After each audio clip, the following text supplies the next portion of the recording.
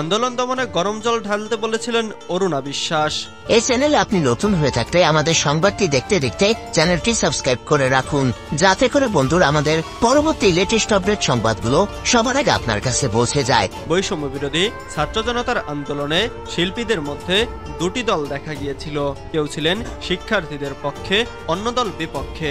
Net মাধ্যমে সরব ছিলেন দুই দলই। বৈষম্য বিরোধী ছাত্র জনতার আন্দোলনের বিপক্ষ দলে ছিলেন ঢাকা 10 আসনের সাবেক সংসদ সদস্য ও চিত্রনায়ক ফেরদৌস আহমেদ, সাবেক তথ্য প্রতিমন্ত্রী মোহাম্মদ এ আরাফাত ও চিত্রনায়ক রিয়াজ। এ দলের অন্য সদস্যরা হলেন অভিনেত্রী শামীমা তুষ্টি, তানভিন সুইটি, সোহানা সাবা, অরুণা বিশ্বাস, অভিনেতা সাজু খাদেম সহ অনেকে।